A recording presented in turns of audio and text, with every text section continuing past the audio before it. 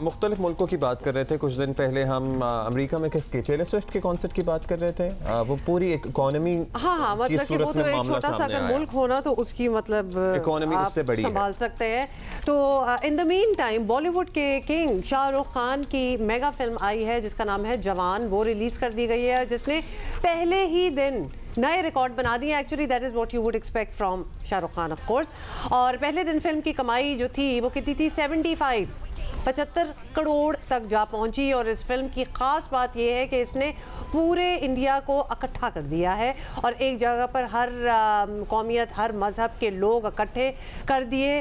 वो भी सिर्फ मेरा ख्याल है शाहरुख खान ही कर सकते हैं। जो बहुत बटे हुए हमें अदरवाइज नज़र आते हैं। आपको पता ही है किस तरह के वाक़यात सामने आते हैं, किस तरह से मुसलमान सुपरस्टार्स पर पाबंदी की बातें भी की जाती हैं, एहतजाज होते हैं, केसेस होते हैं, सब कुछ होता है। देखिए बॉलीवुड और इंडियन फिल्म, इंडिया भी काफ़ी बड़ा है तो उसकी फिल्म इंडस्ट्रीज भी बड़ी हैं, लेकिन इस फिल्म में जनूबी भारत के अदाकार भी इस फिल्म की कास्ट का हिस्सा हैं, तो वो भी शामिल हैं। जबकि हीरो का किरदार तो खुद एक मुसलमान शाहरुख खान जो हैं वो निभा रहे हैं। और फिल्म में कुछ जगहों पर सियासी पैगाम भी दिया गया है जो कि कहा जा रहा है, जितना आप सोशल मीडिया पे देखें, कि वो बड़ा स्ट्रेटेजिकली किया गया है। जहाँ जो किरदार है शाहरुख खान का वो कैमरे की तरफ देख के वो मैसेजिंग कर रहा है, तो विच आई गेस इंडिया में it's the need of the moment as well. और मजमूई तौर पर बात करें तो जवान रिलीज के पहले hero super duper blockbuster, super hit तो छोटा लफ्ज होता है, ब्लॉकबस्टर हो गई है। भारतीय अखबार के मुताबिक लोगों का रिएक्शन देखें ना, मतलब के हजारों लाखों की तादाद। अच्छा, इसका इंपॉर्टेंट पहलू क्या है? हाँ,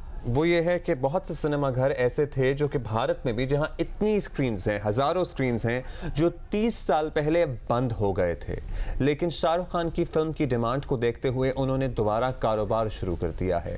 फिल्म के हिदायतकार हैं कुमार साहब, उन्होंने ख्याल जाहिर किया है कि जवान बॉलीवुड इंडस्ट्री को बदल कर रख देगी। अब हमारा इस बात करने का, शाहरुख खान की पठान भी आई थी, उसने ये नहीं किया जो जवान ने बहुत बिजनेस किया था। हमारा इस बात को करने का मकसद ये है कि हमारे यहाँ भी सालों बाद एक film I the legend of Maula Jatt, जिसने ऑलमोस्ट 400 करोड़ का बिजनेस किया, जिसमें से 200 करोड़ उसने पाकिस्तान जैसे मुल्क से बना लिए, जहाँ लिटरली आप उंगलियों पर गिन सकते हैं सिनेमा स्क्रीन्स को। हम कितनी बार आपको हम बता भी चुके हैं। अब हमारे पास अगर कंटेंट बनाया जाए और कोई जीदार, कोई जिगरे वाला आदमी ये हिम्मत करे कि पैसे लगा के अच्छी कहानी के साथ फिल्म बनाए, तो वो रिटर्न देती है। और ये एग्जाम्पल आपके सामने है कि आप 100 मामलात में फंसा हुआ देखते हैं वहाँ पर मुसलमानों को, पर्टिकुलरली मुस्लिम सुपरस्टार्स को, लेकिन जब फिल्म आई तो उसने सबके मुंह बंद कर दिए और किस तरह से भारतीय इकोनॉमी को सहारा दिया। एक इतना बड़ा एवेन्यू है, क्योंकि हम एक सब कॉन्टिनेंट में लोग गाने फिल्में हम एंजॉय करते हैं ना, पसंद करते हैं, हमारी शादियां देख लें, हमारे कल्चरल फेस्टिवल्स देख लें।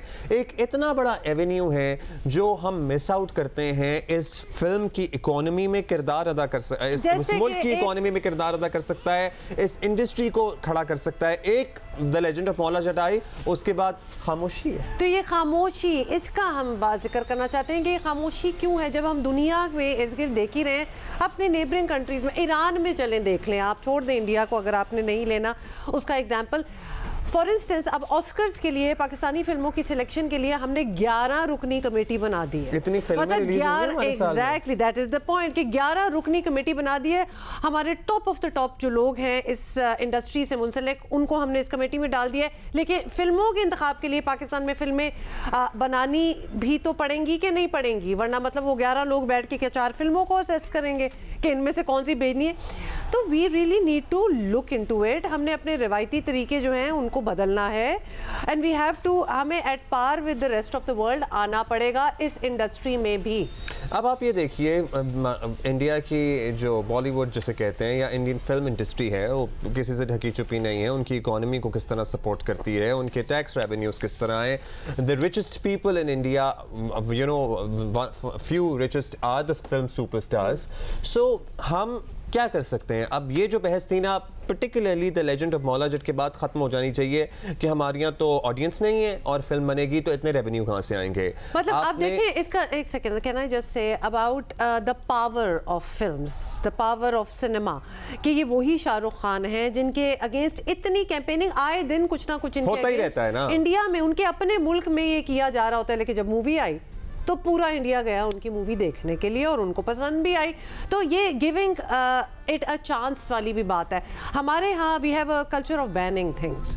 जब कोई, जिसको कहते हैं ना Abdullah for lack of a better word, पते की चीज़ जब सामने आती है, हमने कितनी फिल्में देखी हैं जो कि आने से पहले हम उनके रशेस देख रहे होते हैं, उनके प्रोमो देख रहे होते हैं, हम इंतजार कर रहे होते हैं कि कब ये सिनेमा में लगेगी और हम जाके देखें, वो बैन कर दी जाती है फॉर वन रीज़न और अनदर।